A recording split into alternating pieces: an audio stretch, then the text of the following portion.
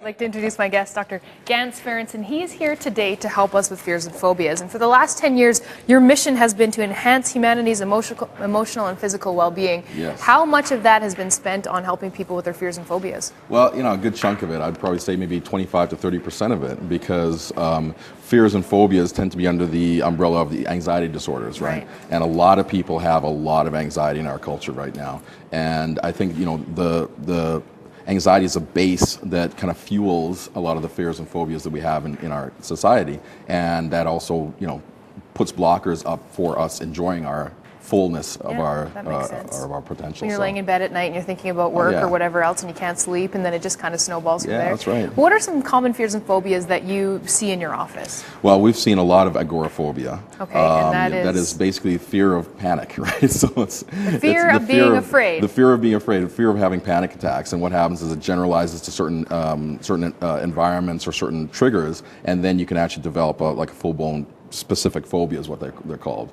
So which would be snakes or claustrophobia or fear of flying or fear of drowning or whatever. There's lots of interesting ones, actually. Yeah, absolutely. Yeah, we're going to talk about some of them today, and we're going to discuss the difference between fears and phobias and how you can get some treatment for these issues. But right now we'll head back to Malcolm with Wayne Lee.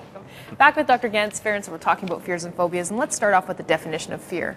Yeah, fear is basically a natural evolutionary imperative for us to stay alive, right? So we have some natural fears. One is of the dark, right? Typically, if we're in the wild, darkness is more dangerous than light. So we're geared to stay alive, to stay safe. Another one is low rumbling noises, because again, if we're in the wild and you hear that might be a growl, it might be whatever. It could signal danger, so we want to run. So those are some of the more rational fears that we have. Okay, so let's talk about what causes it. We heard from one Edmontonian about how her brother chased around with a spider. So does it kind of go back to your childhood, or it can go back to your childhood? Basically, what happens is, if I got a little demonstration here. So let's pretend this is your capacity to handle stress and tension or whatever it is. Well, over time, things kind of fill up the cup as we go along. Right. So it could be even before we're born. Mom could have a difficult pregnancy. There could be a lot of different things that happen in the environment. Maybe there was some tension in the home.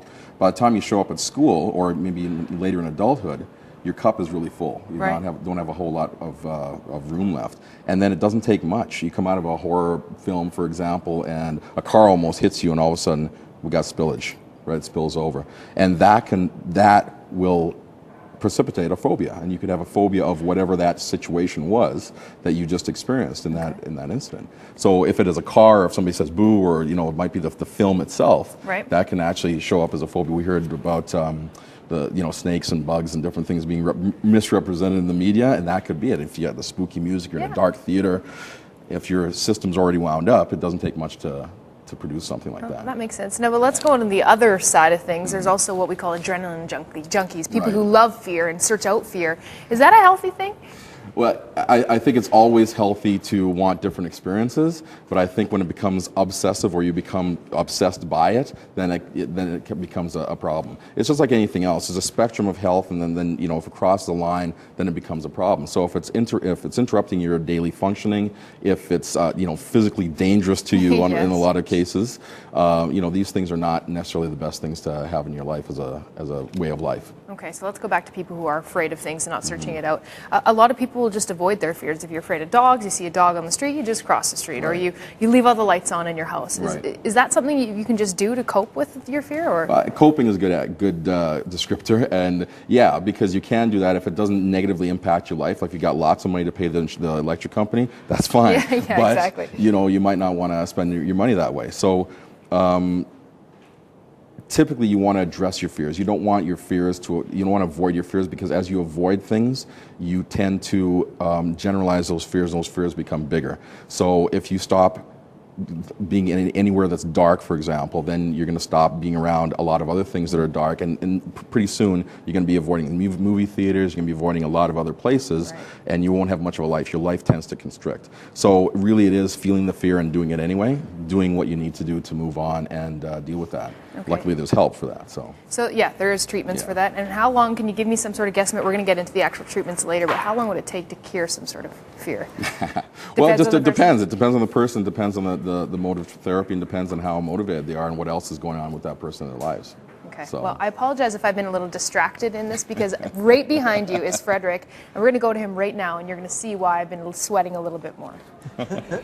How do fears become phobias? First of all, what is a phobia? Technically, the phobia is when it crosses a line from just sort of the regular fear to something that really impacts your life in a negative way. And according to our Bible, DSM, right, Okay. the psychologist Bible, it has to be around for 6 months or more. Okay. And has to negatively impact your life, and you have to worry about it. So it's worrying about the worry again. Right. Okay. So it has to be a very big impact on your life in a negative way. Okay, and so how do the fears then turn to phobias? If you're just afraid of something and then I guess it's just overwhelming your life? Well, I think what happens a lot of times is, like we were saying before, you tend to avoid things, and then you start avoiding more and more stuff, and before you know it, you start worrying about, oh boy, I wonder how what is there, because you haven't had experience with it Right. for a while. So it becomes scarier, it becomes bigger, and after a while, it just kind of runs its course in your mind all the time, and then it takes over. It becomes an obsession then. Now, what about age-inappropriate fears and phobias, like people who are afraid of, let's say, clowns or things or being detached from their parents or their spouse or that sort of thing? Is that something different, or is that normal? Or Well, there are normal fears that kids go through at different times in their lives. but what if I was still afraid of being detached from my mother or that sort of thing? You know what I mean? That would probably be a problem. And again, it's because it impacts your life negatively, Right. So you not being able to come here to do your job because you want to stay home with mom, that would be a real problem. My husband wouldn't like that very that's much. right. Yeah, exactly. Okay, well, let's talk about how stress it relates to fears and phobias. Yeah. Stress makes everything worse. Just like our little demonstration before, stress fills up your cup, and as your cup is filling up, you have less capacity to handle any sort of new threat or any other situation that might come up. You also have less capacity to feel love, joy, emotion, creativity, any of that other stuff, right? So the more full your cup is with stress or other things that we may have experienced, the less capacity we have to handle any other kind of stress that may come in. So during times of stress, you'll see people who have a tendency towards phobias. Their phobias become much, much bigger. They're worrying about them more. They may have more panic attacks. They may not get enough sleep. All sorts of different things like that will happen. We were talking about this earlier. Sometimes stress is self-induced. You bring more things on into your life, and more and more and more That's and more right. and more and more and more. So how do you talk to those people who are doing that to themselves and say, hey, listen, you may think that you need to be busy all the time or you need to be doing something all the time, but this is what's happening. Well, it's important to understand stress comes in two forms, or at least two forms we recognize. One is sort of the emotional stress that we're aware of, right? So it's, oh man, I'm under stress. I've got all this stuff that's going on in my life. But then there's a physiological stress that sort of sits in our bodies. So it's like if you're living next to a railroad track and the train's going by 6 times a day or whatever, you might not even notice it after a while consciously, but your body notices it. Your body never gets to rest. Your body feels stressed and always on guard.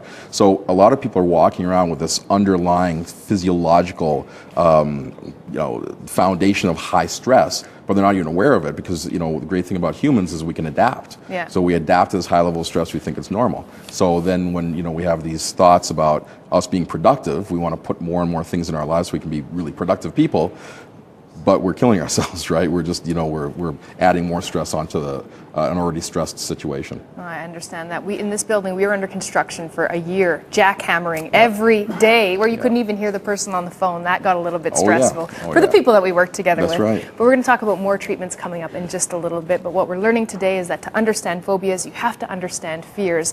And for this, we turn to Help TV's Mastermind of Horror with Frederick's favorite phobias.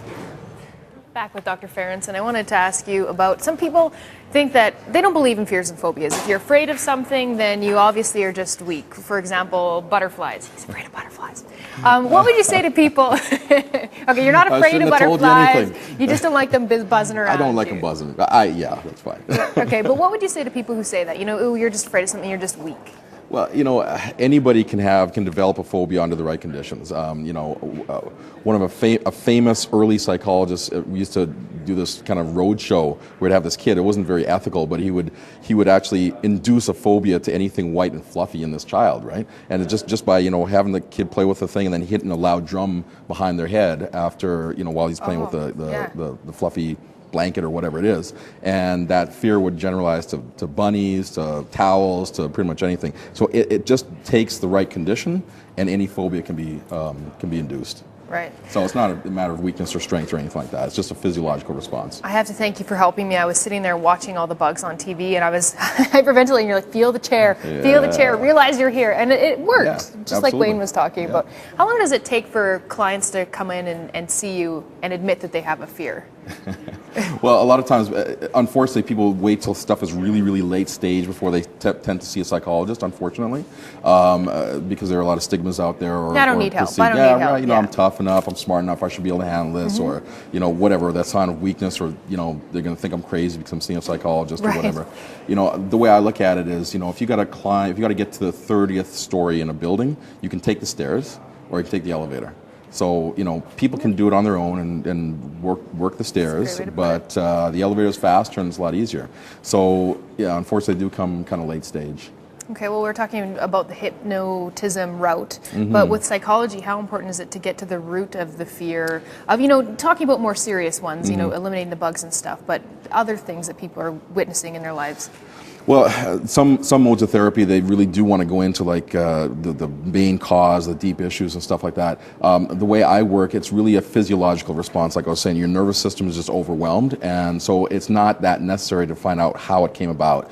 Really, the issue is, can we help you feel settled and calm now, and then work with that in that space, space of safety, and help to, in a way, diffuse the phobia or fear. And the interesting thing is, it's not really the phobia and fear, especially these bigger ones that you're describing, are not necessarily the problem. I think they're more of a symptom of bigger problems underneath, which is, you know, ongoing physiological stress, maybe an unbalanced life, lots of different things. And the problem is most people don't understand that. They see this as the problem, so they want to focus on that, they want to fix that, when there are other things that, if you fix those other things, that just disappears. Right, that makes absolute sense. If there are people out there who are looking for psychologists, any advice on how you can find a reputable one? Well, just like anything else, recognize that you are the consumer, and it's important that you shop around and know that you have the power. Also ask for referrals from people you trust, like your friends or physicians possibly. Our association actually has a helpline. It's a Psychologist Association of Alberta, and you can go online and get them at the Psychologist Association with an S of alberta.ab.ca. Okay, excellent. Well, thank you so much for coming in today. If you'd like Dr. Ferentz's contact information, it is on helptv.ca. And I think I'm afraid of bugs because my heart is still pounding from those things.